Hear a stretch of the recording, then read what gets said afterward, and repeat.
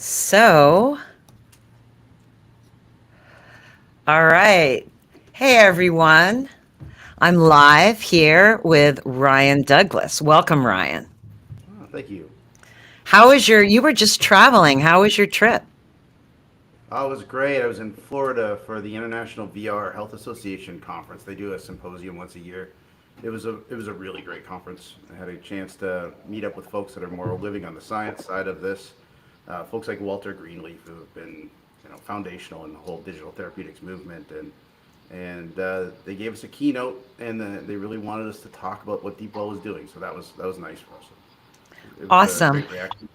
Could you speak up just a little bit? Thanks. I sure can. Yeah. There we go. Okay.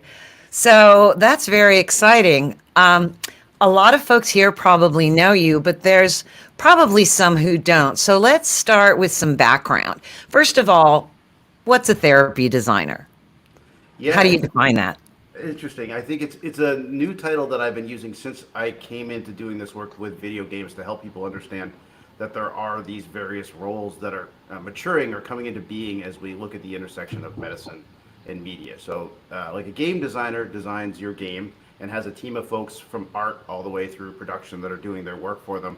Therapy designer is at that intersection of the science, really the engineering and medicine to figure out where the therapeutic aspects are in that game. And really importantly, the way Deepwell handles this is work in service of the game designer. So instead of that more reverse thing we saw in gamification, where the designer was brought in to gamify something that was already maybe sort of pre-cooked or pre-canned, the therapy designer's job is to look at the therapeutic, present it to the game designer relative to gameplay, and then if that isn't working for the game designer, if it is not fitting in the play loops, if it's not fun, it's to go out and find more opportunities for therapy. At the same time, it's to hold the line. And the games do need to be therapeutic, so it's about finding that confluence between what's fun, which is really up to the game designer and how they can use the mechanic, and which mechanics are out there, which therapeutics will fit into a game scenario. Right. So that's a pretty interesting and unique point of view. How did you come up with that? It's probably the results of what? Decades of experience working in digital therapeutics? It's funny, I didn't get it defined till about 3 years ago. It's not till we tried this confluence with medicine and media that I really maybe even understood what I'd been doing for over 20 years. But sitting at the intersection between medicine, engineering, and the market was where I always was. That I got all sorts of titles for that, chief technical officer, CEO at various points and times and stuff like that. But I always stayed really resident or close to the products. No matter what role I had, I was about getting things in people's hands that could make a difference. I think it was really interesting for us to try to merge medicine and media. There's a lot of learnings in the last 3, 4 years for Deepwell. I mean, very symbiotic from the ability to help people and really codependent on one another to make a digital therapeutic work. But such different industries, everything had a different term. We were looking for who's the project manager. People are pointing at somebody called the line producer, and every one of us in medicine is going, well, "What is a line producer?" Like these sorts of things facilitated a whole new language for us to figure out how to cooperate and work together. Very different development cycles, very different cultures, and so that's kind of that title, as long as and many other things are kind of lessons learned as we try to find this intersection between media and medicine. Give us a helicopter view of your background so folks can appreciate where this is coming from. Now, you're a serial entrepreneur. Yeah, I've got 4 exits. I started, interestingly enough, the first notable thing was in media. So I started as part of a team that figured out how to make audio work in a product called Macromedia Flash. So for a lot of folks, they don't really know what this is anymore, but back in the day, this was really the first multimedia online tool that we had. The player or plugin was 99% propagated around the world, so it was very ubiquitous. But it had a problem. They had figured out how to vectorize graphics, which was really important back then because we didn't have broadband connection. This is slow, 28K, 56K kind of stuff. So it was load once, use many on the graphics, but the audio was just a stream. And so you couldn't get anything to sync. Like you were never going to get dialogue to work. That was not going to happen at all. But you even couldn't get this sort of emotional response that you would plan in a game or in any sort of multimedia presentation or media presentation where you want that crescendo to happen right as there's a visual expression that wasn't there. So we figured out how to vectorize, if you will, the audio, compress it, and have it load once and use many as well, which allowed it to sync up to the visuals. And that was kind of my introduction into media. That company, like I said, rolled up into what macro media was doing, and I moved on very quickly and ended up in a series of technical roles that kind of went from a big data sort of situation before big data was called big data. So we were on the back end of Kelly Blue Book becoming digital, Kelly Blue Book becoming Auto Trader, and all of that huge data being collected right around 2005 when there wasn't much else you could actually do effectively on the internet. Moved on from that and ended up in a series of things that landed at Defense Robotics and really starting to bring the software to the hardware. Was part of a company that did the Throwbot, which was deployed in theater 2008, 2009 in Iraq. It was a very simple, very smart robot, small sensor work, just something you could, size of a pop can, pull the pin, you throw it in there, and it could get a look at, you know, explosive devices. It could look at bad guys. It could help you figure out situational analysis. And that was, kind of a big part of getting this company called Manufacturing Solutions going. We were also working at the sort of this intersection between design in the U.S., manufacture abroad for cost-effective natures. And then we had sort of this pinnacle event happen. The robot was deployed, thousands and thousands of them in field. We were getting all of this feedback back that we were saving lives, and that was something that was really connecting with us. And then we were asked to weaponize it. And this core group that I'm still working with, part of them today, we put our stock on the table and we walked away. And we restarted under the name Nextern and really focused on health, wellness, and safety, and started driving more and more towards what folks had asked us to do, because we had this background in big data, we had this background in media, so understanding, if you will, sort of interface and that kind of stuff. And we had this background in robotics, and we were in Minneapolis, St. Paul, where all of the big med tech was happening. So we were asked to get involved and ended up commercializing 27 medical devices over a span of 17 years. Everything from home-based therapies for folks with like survivors from breast cancer, kids with cystic fibrosis, to ablation-based surgical devices, vapor-based ablation for women's health. Just a wide range of things in a period of time. That really resonated with us as a technical group of people. It was the things we wanted to be doing, and probably most importantly, it was the group of people that wanted to be together to do it.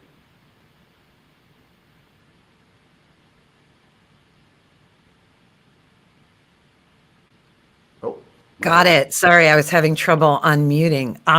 One note, Ryan, when you're answering questions, I may sometimes hide my camera. I'm still here. I'm just taking notes. All right, sounds good. Um, so I'm really curious. What did you study in school? I am what you would expect for a serial entrepreneur. I studied everything in school. I've got 7.5 years of post-secondary without a degree. I have one diploma, which was in aviation. So I started out as an airline pilot, but really a bush pilot way up north in Canada. Went back to school for medicine, and did not complete that as well. And along the way, started companies. Started with the simplicity of manufacturing computers as a way to stay alive. I moved from Canada to the States and did not have a lot of money. So myself and a couple people, literally in a garage, were putting computers together, and just kind of doing that sort of thing while moving all the way through medicine and all these various groups that I studied. Uh, but it never quite resonated. I mean, I would often get drawn back into doing a thing that, that was more live, if you will, or more connected to people than just the educational part. So, how did you come to focus on this intersection of games and medicine and get like all in on immersive therapy? From the whole background that you have, you're all in on this. I'm definitely all in on it, and I was not planning on being all in on it at all. After we How got did those, that happen? yeah, well, we got those devices sold or in the market. Every one of them went profitable, Amy Jo. So that was catching a lot of attention, and there was an opportunity to sell next turn. And this was this was the opportunity of kind of that exit of a lifetime. It's a 5 times or 5 lifetimes of money sort of thing. And I was at the place of really happy with what we had done, but had thought a lot about this intersection of why we'd been successful. And we always looked for things that were affordable. That meant they would reach a reimbursement or an audience in a way that they could pay for it. They were accessible. That meant they did things that were required within the field. So they solved problems that needed to be solved in a way that the market would allow them to be solved, which includes affordability. And there was compliance. It was this idea that people would do it, especially in the home-based arena. We worked a lot to simplify therapies, get them in the home, move away from pharmaceutical solutions when we could to things that would more induce the body to respond naturally to the effects of the device. And so it was really important for us to have this accessibility and affordability care. And as this really big check was getting written, and those of us that had done this from the beginning were getting a chance to move on, I was questioning about that really compliance of care. Once we got these things in people's homes, were they really using them? And I had evidence that they weren't. That there was times where we would get these things in home, and they just were ending up more like a treadmill, right? Where it was a great idea and people wanted it, but when it came down to doing it, it wasn't happening. So I was worried about the compliance, and I was thinking a lot about that.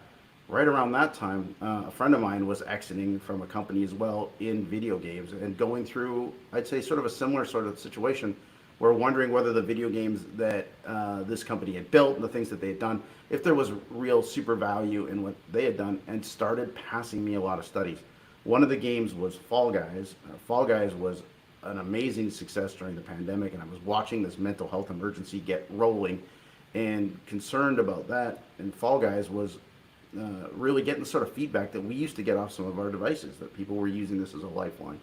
So it caused me to dig in deep. I didn't have the Next Turn team anymore, so I used my family and started digging into the research that had already been done.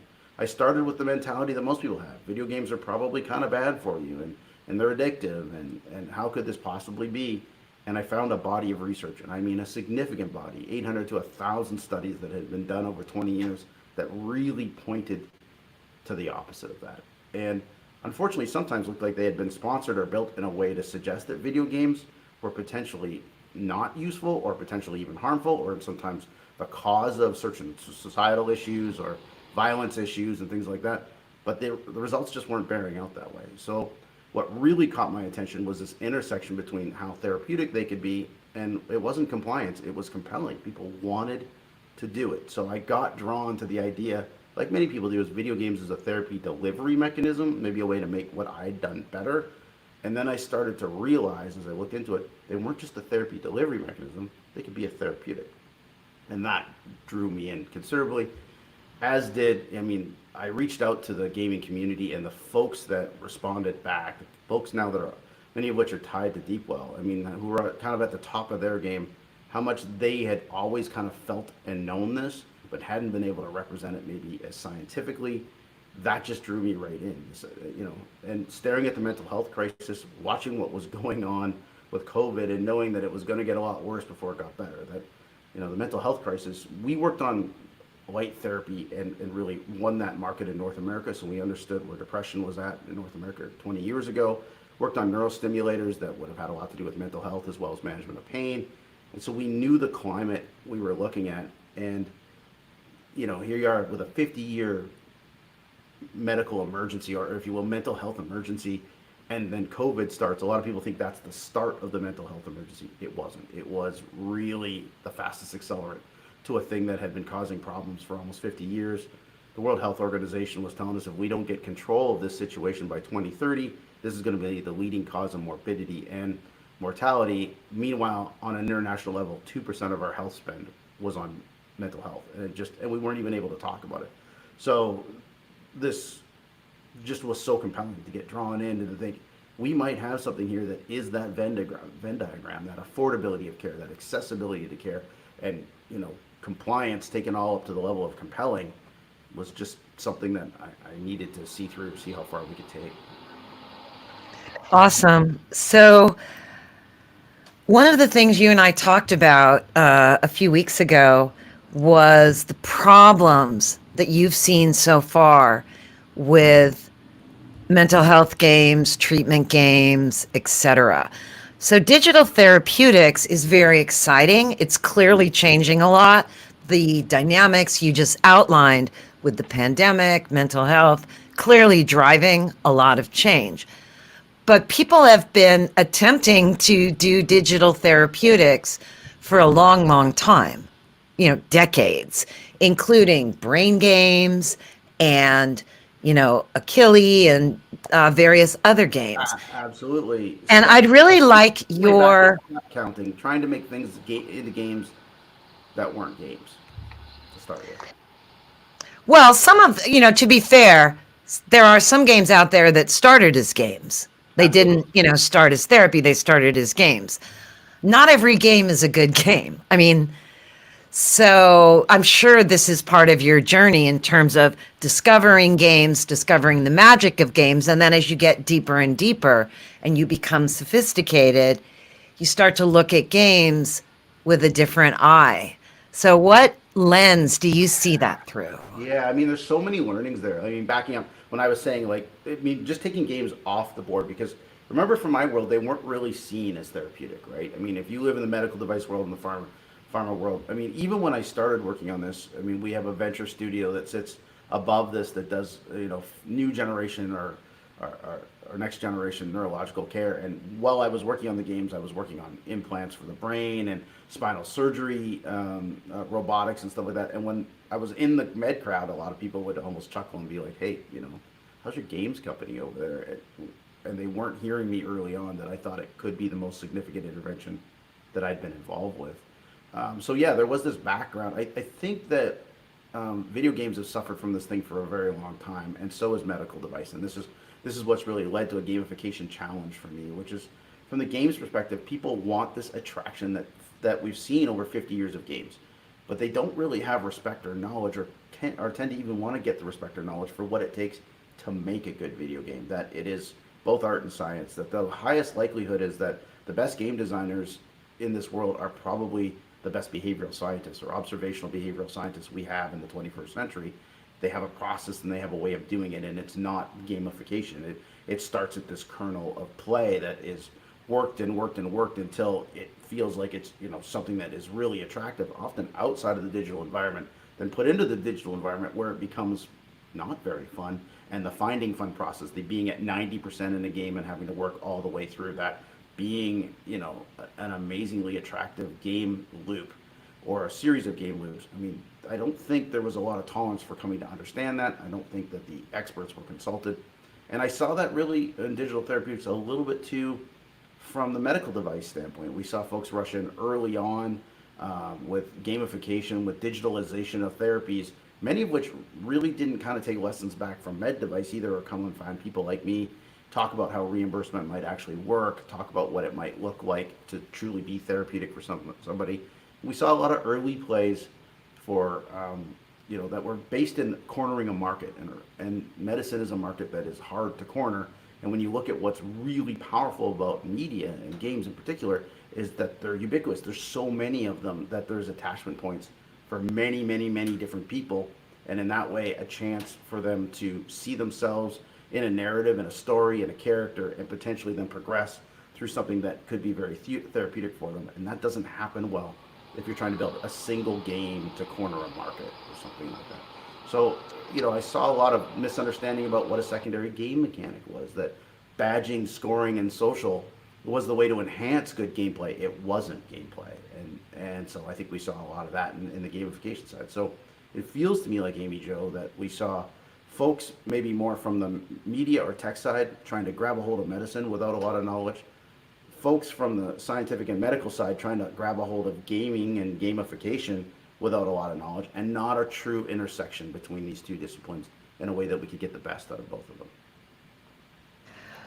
I'd love to pick up the thread on the regulatory environment and how important it is to validate these therapies and get them not just prescribed, but covered by insurance. It's one of the things that everyone in digital therapeutics is aiming at, wrestling with, confronting. And you've definitely wrestled with this as well. Yeah, yeah, we've cleared a lot of devices, and we're working on this right now at Deepwell. I think the first thing that happens is people get confused between the clearance that the FDA gives you and getting a reimbursement code and being able to get that paid for as a therapeutic. And we've seen that happen with several companies right now, some of which have gone public, have gone out and pushed this idea, the build it and they will come sort of model. The thing I talk a lot about is Therapeutics, after 11 years, as they were closing their doors, their CEO put out a statement saying, "Did you know that you can have a very viable therapeutic and insurers don't have to pay?" And I say in some talks, a little bit tongue in cheek, "Yeah, Corey, I did know, and so should you before you take $140 million, because that really slows down an industry." So we see this big disconnect between, first of all, understanding what does it mean to get cleared by the FDA, what does it mean to get reimbursed, and what levels of reimbursement you're going after. And we also see that the market is upside down. So today the FDA is only really willing to clear a video game as a prescriptive device. We've seen that happen a couple times, but there is no reimbursement for it. So that puts a real disconnect on the care. What we're working with the agency to do is clear it as an over-the-counter device so folks can choose to get a hold of it themselves. And that greatly actually can, even though it's a more sophisticated approval, it can reduce the cost of sustaining those games in the market. And we have to do that level of innovation. We have to drop the cost of these being medical devices because there isn't reimbursement today, and that's going to come next over a period of time. I was just meeting with somebody while I was at IVRHA, and he's a wonderful individual, works at United Healthcare, and was very clear. Right, he was talking specifically about ADHD, and he was just very, very clear about their position, which they had for years before a company took this public and pushed this along. He advised that company. He said, Ritalin is 9 cents a day. It's 9 cents a day. And so if you're going to come up with a digital therapeutic that's $1,000 a month, we're probably not going to talk to you at United Healthcare. That's not how we work. So understanding that we have to get the FDA to agree to these things, agree that they're available publicly, and that we can use the words. What the FDA really gives us is the permission to use the words like stress, anxiety, and depression. And then we got to get busy working with reimbursement to show them value. And that's how you get things reimbursed. You show them that what you've come up with costs less and is more effective. Not the other way around, is more effective and potentially costs less. That's not how insurance works. You can dislike it, I do, but it is the reality. That's really, really interesting. So, what about therapies that are meant to work congruently with drugs? Yeah, so that is just, you've just jumped to what I think is the most interesting thing I'm seeing as we are, studying these games right now. It looks to me now. I'm going to tell you theoretically about a mechanism of action because this is all about the brain. And if anybody tries to tell you that they know how the brain works, right away you know you're talking to someone who's not coming to the level. Because whether we're talking about some of the most sophisticated pharmaceuticals that we take today for mental health or therapies, we don't know exactly what's going on. We have theories, we have theoretical mechanisms of action. But what it looks to me is happening in some of these games is we're able to literally settle people down. And that means more than just relieve their stress on a moment to moment level, but I mean systemic stress. This thing that is really, has stress has like a 57% negative impact onto people. So if you are truly a chronically stressed person, you can expect more than half the time that you're going to get physically sick as well. It's a big deal and we don't talk a lot about it. Games have this ability to bring that stress level down, specifically certain types of games that are designed in certain ways. What seems to be happening when we're doing that is that we downregulate immune function as well. We don't build so many of those killer T cells that are out there looking to attack anything, and they will attack our own bodies as well. We see that in all sorts of different conditions, eczema and arthritis and various bowel diseases and these sorts of things. It's our own immune system coming after us. So we can downregulate that, and that puts us in a place where we're more available for therapy. So what it looks like we can do is reduce the dosage of drugs. This is super important because a lot of those drugs, especially the new things that are coming out, the biologics that are solving a lot of these problems for us in immunotherapies, for instance, they have a carcinogenic component to them. And so if we can get them down in dosage with the same level of effect, we can have a much more robust therapeutic. And so, You're talking about the U-shaped curve, right? exactly. About how a little bit of something can be very good for you and more of it can be not good for you at all. Could you explain that to our listeners? It's such an important concept from science, and in what you're doing and what we're talking about, it's very grounding to understand that. I think that's, I mean, it's been said, and the common way to say it is everything in moderation, right? That's the point. Is that we find that, and what I notice as a therapy designer, I'll explain it this way: on the boundary conditions of anything therapeutic, all right. If I'm trying to figure out if something is therapeutic, when I was working on light therapies, exactly, I'd look at the boundary conditions, so the extremes. What's it like to have no light in your life? What's it like to have constant light in your life? On those boundary conditions of anything therapeutic, you will find harm. And so that gives you a U-shaped response and curve as well, where harm at the top here, and as we come into the middle, we find more and more of a therapeutic situation. The more, or the lesser of the angle of that U-shape, the more therapeutic opportunity we have. When something's very, very tight, like fentanyl, for instance, that's an important therapeutic, but you cannot be messing around with it. I mean, just a grain of it can go in the wrong direction. So when we see a nice, wide open U, that's an opportunity for treatment in therapeutics. And what we see that games do is they come in and they make that U wider for other therapeutics in some cases. That's a really good way of thinking about it. So you are setting up studios, you're co-creating these teams, and you've got this idea that therapy should report into games Absolutely. I structurally. mean, that is how Deepwell is set up. All the way to, you'll notice I'm not the CEO of Deepwell. Our CEO is a career CEO. I have a chairman role that sits over the whole venture studio. But in Deepwell, I am the therapy designer, and I report to some amazing people who have been, like Jeffrey Singh, who you've worked with before. I mean, he's our Yep. product officer. He is, I mean, a top level game designer, and he's out there. I mean, we've got a new build today. I'm going to see it. People have been testing for a couple of days. I'm going to see it next. I'm not the first in the door. I'm not the answer about how this will play out. I'm the answer about whether or not the last mechanics I provided him have been appropriately put into the game in a way that they'll be therapeutic, right? And we've been working on this. This one little game that should have been 6 to 8 months has also been this intersection of learning where we've been at it for a couple of years because we're finding that balance back and forth. And we've had to, move the teams around and get folks that were really, truly wanting to work on this as well, right? This is not using medicine or potentially positioning medicine as a way to sell more games. It's going to do that. It's going to cut through the noise. It definitely helps with the discoverability.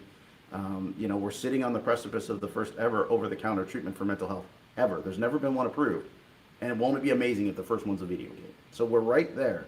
But to get it right, we've had to go back and forth many, many times to try to find a mechanic that the agency understands, a therapeutic that really is effective for people, and gameplay that can support it, right? In a way that folks feel like they're playing. Because if you're not playing, the formula is not working. If you can feel like you're deeply involved in therapy at that moment, it's rocket math, right? And this is the dream of 25 years ago. We'll make it look like a video game, and therefore you'll learn faster, do more. We already know that's not working.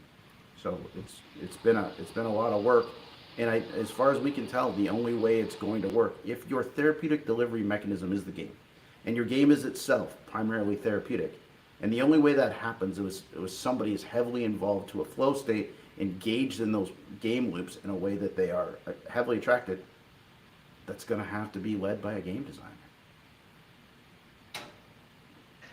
So let's dig into those first two things you said: a mechanic that the agency understands, and a Hmm. therapy that's truly effective. That's Okay, right. sounds good. There now, if we pull back a little with our lens and think about how digital therapeutics worked and has worked, how it's gotten staffed up, you're talking about a different way of staffing it up, setting up leadership, decision making. But one way or another, there's this ongoing collaboration in digital therapeutics between product on the one hand and everything around product, Hmm. and scientists or therapists or domain experts, right? You have your product people, your Hmm. game, say product slash games, okay? Yep. Because I work in both. Hmm. So games. And then there's your scientists. And I have worked with literally dozens of teams in digital therapeutics and seen scientists interact with games and product people. Hmm. And there are many ways to do that, but there's this kind of existential challenge at the core of this interaction. Hmm. And I'm trained as a scientist. You have a, I don't know, you're trained, you have an understanding of it, right? I But do, yeah. I have a PhD. I got the whole training. You did the And there's whole this nine thing yards. with the scientific method where how far do you extrapolate your results? You did things, you held a bunch of things constant and changed one thing so you could know what had the impact. There's a lot of simple, basic stuff about the scientific method that if you do it right, you're doing science. Okay, now we're outside of the lab, right? And people that do science on like human perception, which is actually what my PhD was in. That's what I did research on. Hmm. You're doing it in a lab with stimuli, right? Like it's this thing. And then you go out in the world and you're like, okay, I'm going to collaborate with these people that are building this game. As a scientist, there's a whole creative leap and judgment about how much do you stick to the way you did it in the lab because that's the only thing you can trust. And if you don't do it that way, suddenly it doesn't work. That's like I have seen many scientists wrestle with that in real time. I think that's part of it. But here's this interesting barometer we have, this interesting situation that we know without question. Today, I'm going to talk about mental health only because I'm not looking at all digital therapeutics, but today, the most wildly successful mental health treatments have been commercially built video games. They were completely accidentally therapeutic. So this is a very Darwinistic approach at the moment. It's a lot like someone went out in the forest, they found these mushrooms, some of them killed you, some of them just filled your belly, and in the middle they found this psychedelic effect that we're now figuring out is has all of these potential therapeutic properties. This is the same thing here. So we can have a theory and we definitely want to go in there, and some of the things you're saying about basic scientific intent, it really is change one thing at a time. If you change everything, there's no way of understanding what did what. And I actually have found that good video game designers know that too, maybe Joe, right? They don't come in there and just move everything around all at the same time because they also can't figure out how they're getting their best effect. And these are the masters I'm talking about that really You're know right. how to attract an audience, right? So sometimes it happens. It's just like music, and it's just like, and I think you know this better than me. Sometimes an indie sits down and writes a song, and every one of us is like, "What happened there?" And sometimes they got a deep talent. Sometimes there was a little bit of confluence of luck.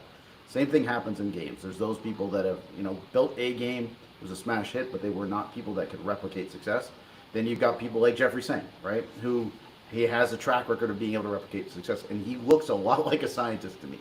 So we found a lot of confluence in that situation, but also then coming out and taking a look at and going, okay, what's happening here? And what really matters. There's a couple things we know without question that matter at the moment. You have to be engaged. We've seen that across the board.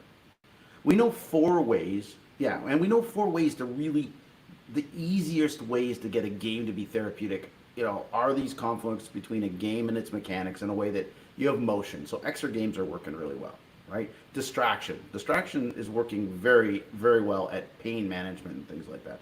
Social constructs, just overcoming loneliness alone changes people's mental health. And then biofeedback loops. We can get you to do a thing that gets vagal nerve stimulation running through your body. Take breaths, and especially while you move and do other things as well. We know these all work. The one that's amazing, that's going to take more time to understand, is pure play. Because, I mean, when we look at some of the most remarkable studies, like the one that came out recently on Mario Odyssey, where, it's small sample size and it's the beginning of days stuff here. So, I mean, I understand there's more to know. But the bottom line is there was three groups that were given different tasks. One was on drugs and talk therapy, one was doing puzzler games, and one was playing Mario Odyssey for 6 weeks. All of this population was diagnosed and had been diagnosed for a considerable period of time with major depressive disorder, a very hard thing to treat. And in the drugs and talk therapy, really your standard kind of almost no change, which is what we expect in people that have already been diagnosed and had the therapeutic response they're going to have. The brain teaser games, they didn't do anything, and that's pretty consistent with a lot of what we've seen about brain teasers. 48% of the people who played Mario Odyssey for 6 weeks were no longer able to score high enough on a personal inventory that they would be considered to have major depressive disorder. We do not know what all of that is now. But that's It'd where be we, interesting to do a follow up in 6 months on those people. yeah, You it know, definitely is. But here's the thing that I love about that. Folks are like, it wasn't long enough. What have you stayed on? I'm like, I can tell you what's interesting. If a pharmaceutical had that kind of response, people would be like, whoa. But when it's a game, the first thing that comes is skepticism. And it's like we can look at it. Well, what if they have to keep playing the game forever? Well, Amy Jo, they have to keep taking the medication forever, right? I think the one thing we know about it is sooner or later they're going to need another game because we need that dopaminergic response. And I don't think once you finish Mario Odyssey, where are you going next? And that's a lot of what we've been changing that approach as well about, right? It's not how do we build the perfect game. It's how do we build the perfect ecosystem that can keep building these games where the agency will give us the approvals we want, the developers will understand what it is they're building, and there'll be a reimbursement engine in place where we get compensated for this and we can start to attract who we need to do this work. And who we need is the best. The other thing you'll find about the most therapeutic video games in the world is they were created by the masters, and the masters get paid for what they do. So, and when you look at also the things that are worst about video games, it's the monetization schedules, and that really has caused the biggest problem. There's nothing really in a gameplay loop that can hurt you, but if you start, using excessively using loot boxing, certainly around dopaminergic response, if you have free and unmoderated chat going and using energy dynamics that draw people back into the game to preserve the work and friends and time they've already invested, those are the things that make games difficult for vulnerable populations, and they're tied to monetization. So we need to do this work where the agency understands, the game developer understands, and the payer understands, and change the ecosystem so you can get paid to make these things that are really good for folks, keeping new material available all the time, because that's going to be an important part of the ongoing therapeutic. We're going to need things to keep doing. I think we're going to get better and understand ourselves better through play, especially when you don't have a hunch. Many people use games today to already feel better, but it's a hunch. And while they're feeling better, they might get a doctor or a parent or a spouse coming at them going, oh, you're doing this 10 hours a day. Is this really therapeutic for you? I think actually it probably isn't good for you. And then they go into the drug therapies, they potentially go off into the talk therapies, and they have what I'll call the normal response rates, which aren't amazing. They're better than nothing, but they're not amazing.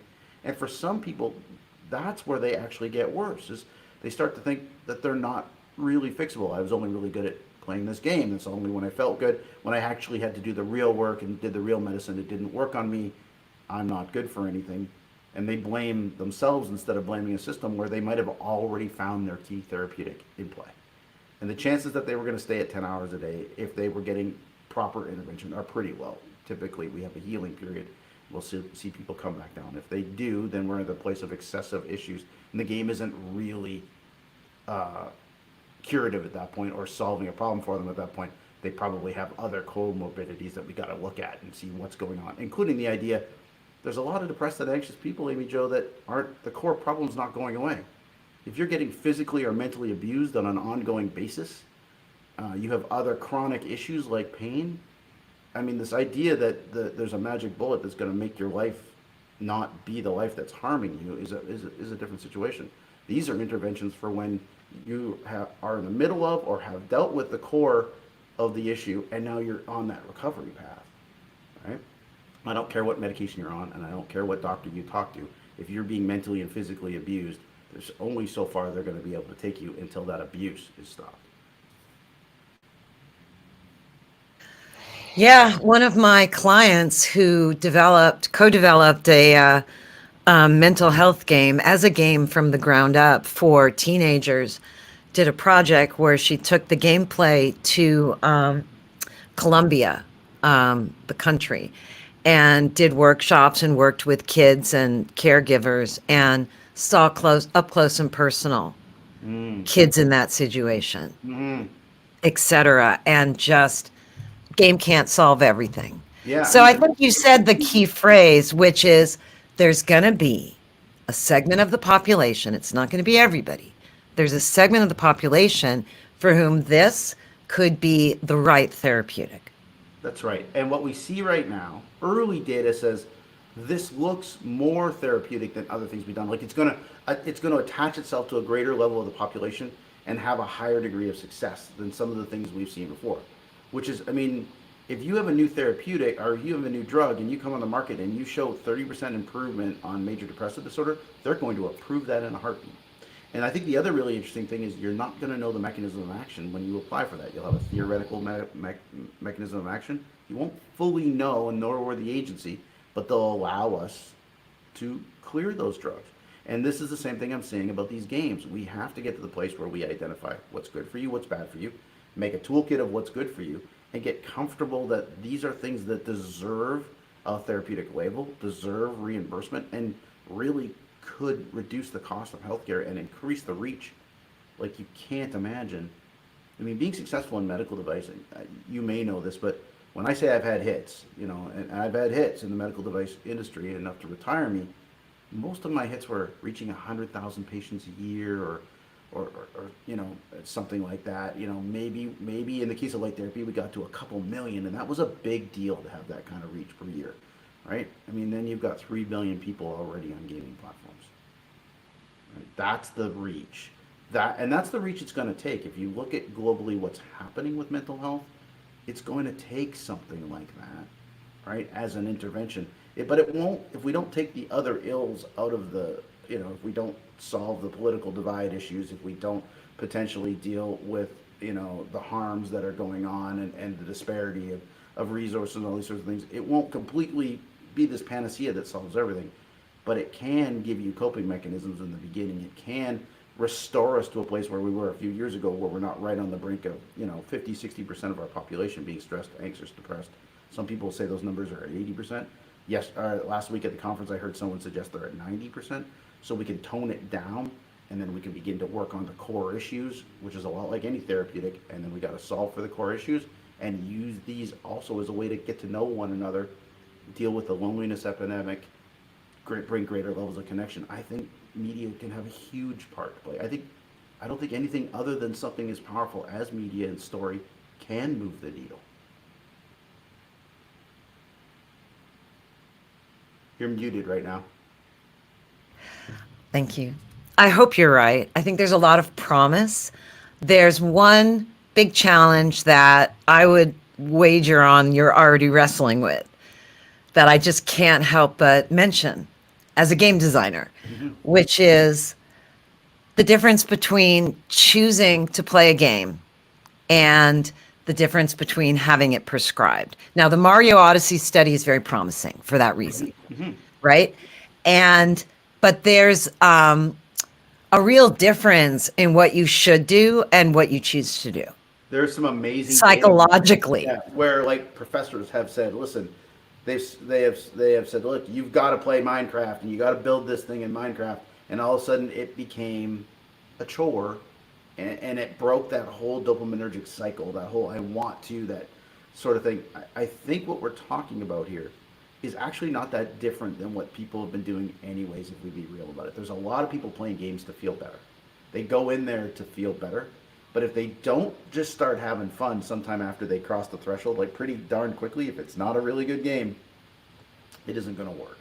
And so I do grapple with it all the time. I say you'll go in for your mental health, but you'll stay because you're having a good time. That's what makes these are not going to be easy things to produce. I mean, imagine if I know someone has hired you before and said, I got to make a hit video game, and you look at them and say, I'll give you the best team, I'll give you an amazing premise, I'll give you great testing platforms, and I cannot promise you that I'm going to nail this, because there's an art and science to it that is beyond definition. And now we're adding more components to that. It's the same thing with me. I cannot guarantee you that we'll have high adoption rates on a certain therapeutic. I can do my best, with all the things we have. And there's a magic component in the middle. And the further we get to defining that, the better we do. But that's why it's really going to take, just like it always has, a lot of games and a lot of media too. I mean, I don't want to go too far off track, but this does not just apply to video games. Anything that you can become immersed in is something that can get you into this dopaminergic state, can get you a level of visual spatial interference where you're not really cognitively too involved in the moment, and it looks like it starts to heavily accelerate learning and allow you to make memories in a different way, where they become more accessible on a limbic level faster. So it's not like a talk therapy sort of thing where, I use this example all the time. Somebody walks into a crowd, they hate crowds, and they look around and they think, oh, I suck, this is terrible, and they go running out of there. They get some talk therapy, and the talk therapist gets them to the place where they understand, look, you've got to think about that differently. So the next time they go into the crowd, same stimulus, same response. I suck. And then they start thinking, well, okay, I mean, maybe I can do this. And, it's not just me. Other people have a problem with this. And they start using their coping mechanisms. When you learn on a limbic level, it's very different than that. You walk into the crowd, you still don't like it. You get the stimuli, but the first thought in your head isn't, I suck. It's, this sucks. Now you're in a very, and then you might also have learned to, for instance, take a few breaths. You start having, a very limbic response. Before you even realizing it, you're taking a couple deep breaths, you're thinking, this sucks. And then that puts you in a different place. You're at a different set of, of memories and thoughts, and therefore you're at a different response rate, in which case you might be able to settle yourself down, stay there. But even if you choose to leave, you don't leave because you suck. You leave because this sucks, and that's a different perception of yourself. And it puts you in a place to be a healthier person. That's the kind of changes I see through media, but only if there's a lot of media that can reach a lot of people in a lot of different ways. Beautiful. So, hey everyone, if you have questions for Ryan, write them down, send them to us in the chat. We've already got several queued up. Thank you all for your questions. So, Tanya Kalin asks, can you describe the Deepwell DTX tech stack? Is it web browser or Unity based, for instance? What are your plans to make the tech stack available to other content producers? That is exactly our plan. Maybe if it's okay, Amy, I'll back up and just talk about what Yeah, Deepwell's doing. So, yeah, Deepwell, absolutely. yeah, Deepwell is building content at the moment so that we can get FDA clearance and the FDA to understand what we're doing.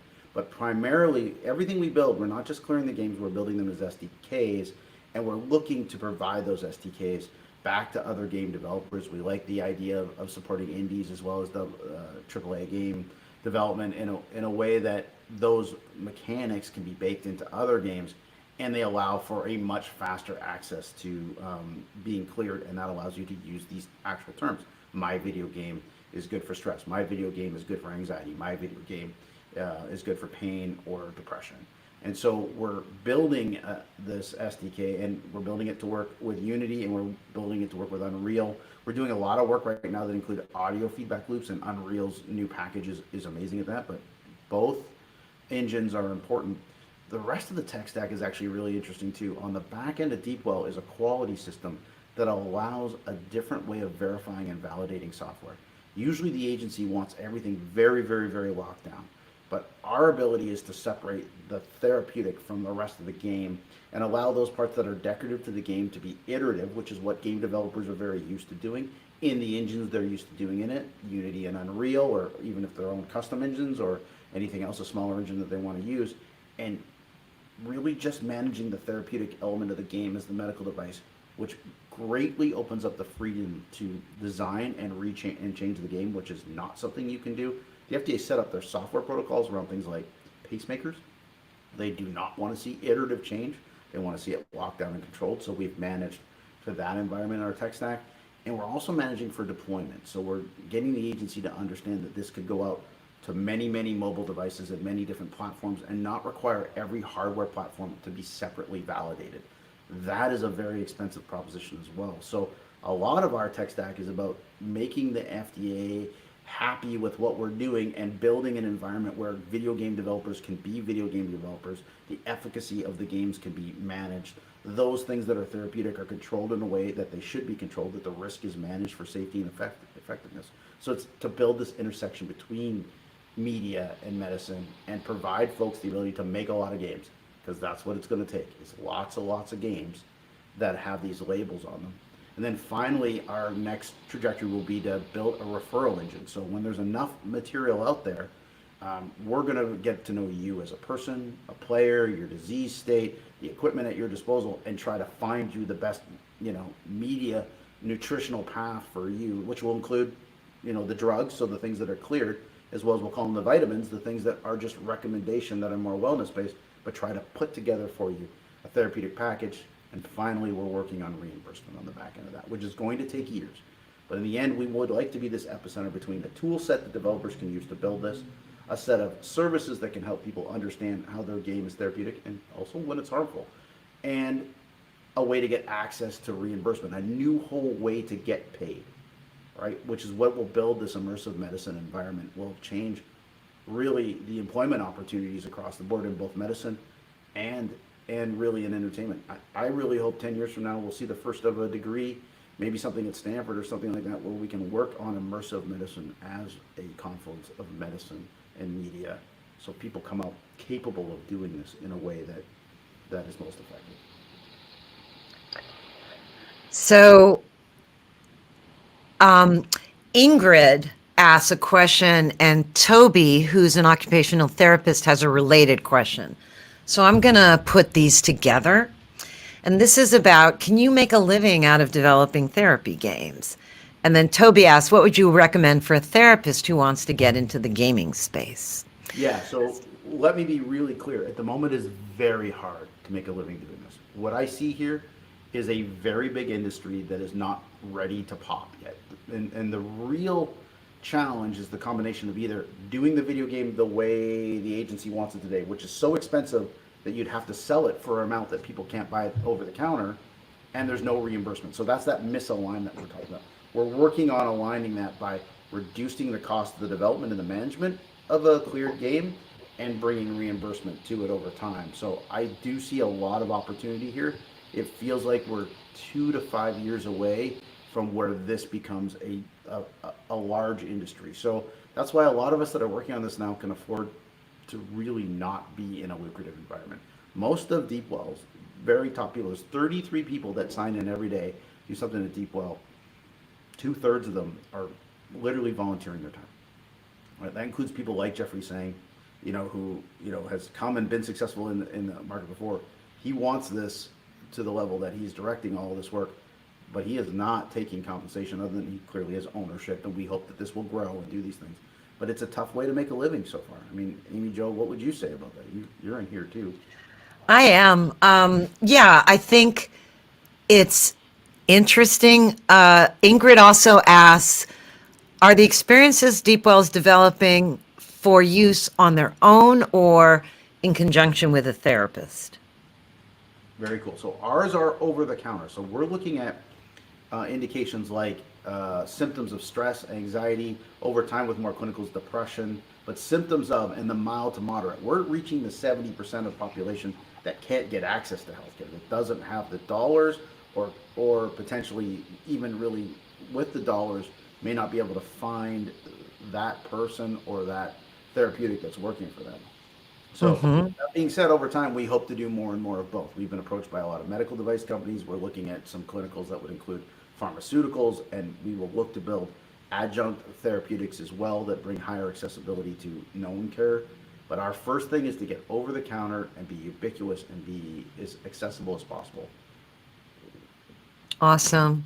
So Salty Sea Dog asks, do you have any advice on how to advocate for games as therapy? Maybe resources that might be shared with policymakers? Yeah, I mean, the first thing I would suggest, I mean, I post every day except for Saturdays. That's my one day off, and every day I am sharing the entirety of this. So there's nothing that Deepwell is doing that isn't completely publicly available. So that's, I mean, getting educated really matters. These studies that are coming out, they really matter. And then, I mean, from a policy perspective, I think that getting involved in recognizing and rallying for the games that you've already used in the way that they've already been therapeutic for you is very important as well. We got to let people know we're not inventing this from scratch. This is not cut out of whole cloth. This is Darwinistic. It's been happening for a long time. And I think that everybody in this current environment is looking for solutions, including the government agencies. I find working with the FDA to be much easier than it was 15 years ago around mental health. They're trying to, everybody's trying to find the solution. I mean, we just had a 3-year regulatory holiday that in a lot of ways made things more complicated. I don't know if folks noticed this, but there was an emergency order where if you thought you had something therapeutic, the agency, as long as you followed their rules, but you checked yourself instead of checking them, you had the ability to put things in the market and make these stress, anxiety, and depression claims. I think unfortunately that's been a little confusing too, because I think we've seen, Amy Jo, some of that stuff probably shouldn't have been making those claims, but Oh, yeah. I've heard direct stories from clients who are like, I got this coverage and I went and I tried a bunch of stuff that was in the portal that, was covered and it was shit. It didn't help me at all. I think sadly, now this is one of those controversial things. I said this at IVRHA, but if we don't talk about it, it might be a bit of a lightning rod, but there's about 20,000 digital therapeutics out there. I think it's going to be 0.001% of them that are effective. And I really think there's only two paths to being effective at the moment. Either there's something that immediately causes you to have a shift in body or mind. And mostly it's going to be pain related stuff. Some of those are working really, really well. But if you don't almost immediately feel the result of it, then you're going to require this immersive medicine approach. You're going to need game designers because if it needs adherence, you're not getting it without something that is really attractive. And the only people that know how to do that digitally are media designers. So I think we've got a lot of stuff that was hopeful, it was sort of the build it and they will come. Do these 20 exercises every day and you'll be better. Well, if that was going to work, digitalizing that wasn't going to change it. And I think I'll add one other thought to that if you'll let me, Amy Jo. I think a lot of folks quickly got confused about what it meant to build something immersive. And I've seen this mostly in VR, where I've seen this mistake every time. Just because something's in VR does not mean it's immersive. It has a higher likelihood of being immersive in VR, but it has to be designed to be immersive. And again, you're back to your people that know how to do that. Those are the folks in media, right? They're not the folks in medicine. And so there was this idea that we would, put you in this VR environment as a net result of that, everything would be better. But a study I published recently on LinkedIn, it's not my publication, but I published it on LinkedIn, showed that there was no benefit to being in VR for breath enhancement therapies, for instance. Now, breath is a really strong therapeutic. Vagal nerve stimulation is showing itself to be very, very, very therapeutic for us. But if the VR environment doesn't enhance that in any way, now you're just a weight of equipment, a higher potential that people are going to not feel good or get disorientated while they're doing it, and you haven't enhanced the therapy in any way. You have probably just deteriorated it, and that's what the studies were showing as well. Yeah, it's no small feat. So let's see, we've got a bunch more. Uh, so Toby OT asked, what is your take on executive functioning for ADHD clients with survival games? Well, I mean, first of all, I think survival, or what I'm going to say, action games have shown themselves to be the most therapeutic games out there. And that's been really controversial when folks are trying to point to put violence really at the doorstep of video games. That's not looking to be the case at all. Stanford has done an amazing study showing that that's not the case at all. Executive functioning in video games across the board, I think, is a really great intersection. So I'm a neurodivergent myself. Executive functioning, and so is my whole family. And executive functioning is where we falter. And I think being able to get into an environment where the stakes are low, but not so low that you don't care, and to have that heavily engaged environment in a way that you become really dopaminergic, this is a chance to learn to do things that we need to practice as neurodivergents. It's not easy to prioritize tasks, get the right things done at the right time.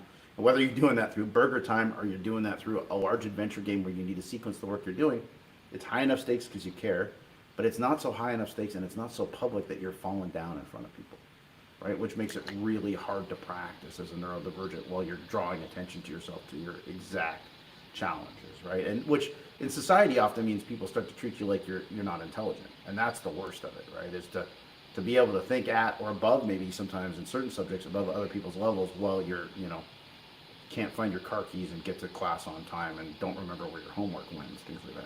Video games, I think, are amazing for this, and they need to be recognized as such. ADHD, I think they're very useful as well, but I don't think you need a prescription one to do it. It doesn't need to cost $1,000 a month or even $100 a month.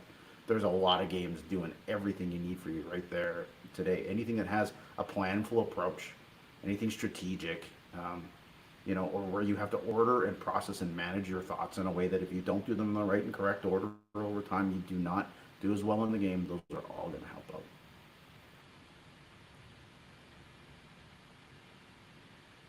Awesome. So um, Salty Sea Dog asks, is there any kind of ongoing database or catalog of therapeutic games?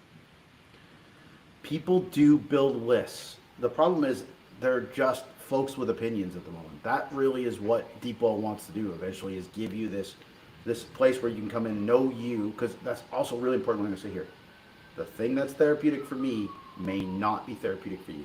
We may both have a diagnosis, let's say, of depression, but you might be coming this from a place of loss, and I might be coming at it from a place of great anxiety. And if we play each other's games, it's going to literally not work out really well for us. So there's lists out there. And Deepwell's getting a community together where we're going to do more recommendations over time. So that expect that in the next 6 months or so. But I would look at those lists that you can find, and then I would also think a lot about reading the reviews as well. Look for people who sound like you. Those are going to be the games that most likely will do something for you. And don't be afraid to stop something if it doesn't feel good. It's not good, right? It's not supposed to be some sort of hard thing to overcome, or that's beating you up mentally through it. And certainly multiplayer games and connection with people matter a lot, but not in environments where folks are not treating you well. One time somebody says one thing to you that doesn't make sense, you exit that game, be gone of that environment, get away from those people. Yeah, and yet multiplayer can be so powerful for learning. I've got a great story that just makes your point about learning new skills in games. Back when I was actively working on MMOs as a system designer, I was working on Ultima Online, OG MMO, and I interviewed a whole bunch of people that were both in the beta and it helped us kind of co-develop it, and also a bunch of new players because we were like 6, 8 months into after launching. And there was a pattern that emerged out of that, which is a whole bunch of people had gotten promoted at work into management positions from what they learned running their guild. And a lot of them were neurodivergent, me too. It's like you can learn, right? You can learn how to role play. And a lot of them had also started to learn that playing D&D, which is there's so many management lessons and group dynamics lessons, not to mention explosive creativity that comes out of D&D. But, so And massive there's human factors, getting everybody arranged, agreeing to play the game, setting up a culture where people are comfortable with the level of play that they have. I mean, are you the folks that really like to act this out? Are you gonna, versus the people? I'm more of a stoic player when I play D&D. I love it, but I'm not gonna spend 20 minutes acting out a scene. That's just not where my head goes. My boys, they'll act for 20 minutes, and they need to be around people that like that idea, right? And so being able to organize and put yourself together in that way. Clash of Clans was that for me, which I mean, Clash of Clans has a lot of things that it needs to apologize for, but the organization of a clan is real work, and if you can do it and you can keep one running and you can be successful with it, you can probably manage a department. exactly. So that's just one example of one kind of game where you can learn transferable skills, right? And it's amazing. I mean, that was one of the experiences I had where I was like, holy camoli, wow, Absolutely. that's very real. But the And I should game, pay attention to this. but the companies need to take responsibility for the social environments that are constructed around those games. So I'll also say, in my clan, in Clash of Clans, I started so I could play with my son, who was 10 at the time. He had a bad attack, and he was lambasted on a level that was the end. Like I pruned all those people out of the clan. I was done. Like what they thought was acceptable. So they said a few things, and I was like, "Hey, this is a kid and my kid," and they didn't stop. And I was like, "I know exactly who you are. I know exactly what this is, right?" And that's the stuff. What I'm saying is a vulnerable population. Not everybody has their dad standing next to them when that stuff is going on. And if you're someone that already has that "I suck" mentality running, that's a really difficult place to be when the new peers you have, or maybe the only peers you have, are coming at you that way. So there are wonderful communities online, but you have to find them and you have to have high standards. This is no different than dating or getting married. You get what you tolerate. So do not be in places that don't make sense, and don't believe that you can't find it, because I mean, there's an amazing study that says almost 50% of gamers found their spouse or their best friend through a game. It's out there, but you got to be choosy about what you do, especially prior to the regulation that you're going to see coming in. The government is going to regulate social media. They are going to think of social media and community tied to games as social media. I think you're going to see a big change in how this happens, and you're already seeing games like Call of Duty no longer has free and unmoderated chat, right? And that's really important, because you're not going to become a first-person shooter playing Call of Duty. I can guarantee you that. But when you're highly dopaminergic and also fairly isolated, the steady stream of talk going in your head at that moment, it can very much radicalize you or change your perceptions considerably. So, they now seem to have some filtration they've put on that, and we're going to need to see more and more of that level of control as well. We want to be able to talk to one another freely, right up to the point that it's being used to radicalize folks or harm other people or take from people in some way. And then there has to be a level of intervention.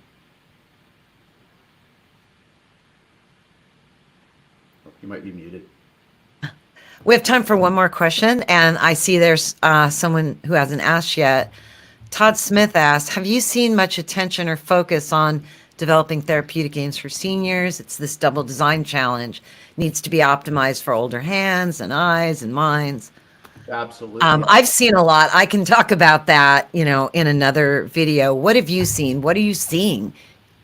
I'm seeing a huge demand. I mean, from Oh, everything, interesting. from everything from an isolation standpoint. I was just in the Netherlands this year, or sorry, late last year, and met with one of the largest elder care facilities in the Netherlands, and they are very much looking for things that they can use to enhance their reach, their quality of care, and connect people. All of which I think games are fantastic for. And there are certain environments like Animal Crossing is one of these places where this is already happening all day long. My mom's a little bit, she's pretty young actually, but she's got a little bit of pain issues and things like that. And I've, directed her at several different games and suggested that, she progressed from single player. I'd like to get her into multiplayer environments, but she again has to learn how those worlds work before you go walking in there, because usually the first things you find are not the best. But there's very much this level of demand, and we're seeing. I mean, the folks over 60 gaming now. I think the percentage level is up over 30%. I mean, if you include mobile, the accessibility is very very high, and folks are looking for ways to be connected. I like it all the way back to the Wii. I love Wii bowling. I wrote about this about, I don't know, about a month ago. This was like a revolutionary sort of situation in some of the centers that people were in, retirement centers, where they were getting together and doing this Wii bowling, and it was just, it was a social connection point. It was a level of physical exercise that was easily enduring, and an ability to be good again at something that you were good at before, which is super great for your mental health. Yep, you're muted. Games give you something fun to do together, and that's been throughout history, right?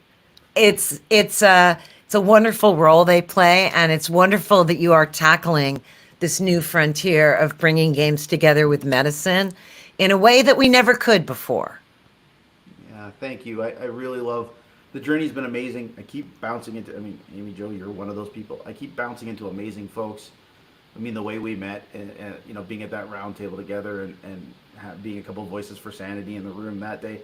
There are definitely folks doing things for, we'll call it, not the right reasons, and there's a lot of folks that may be confused about what to do. But there is a growing group of people that, all of which I find to be just amazing people to be around, that are trying to move this medium forward and see just how far we can go, how much therapeutic potential is here. I think in my whole career, I've not seen anything that has a greater therapeutic potential for mental health than I'm seeing right now with gaming and its intersection with social components. Fantastic. Thank you so much for being here. Hang out for a couple of minutes. Ryan, side note, editor, take this out. Hang out for a couple of minutes to let things upload. But I'm going to say goodbye now to everyone else. Thank you so much for all your questions. Thank you for being here. You made it really fun for us. And I hope your mind was blown as much as mine was. Thank you all. Thank you for this Thank opportunity. you. Thanks, everyone.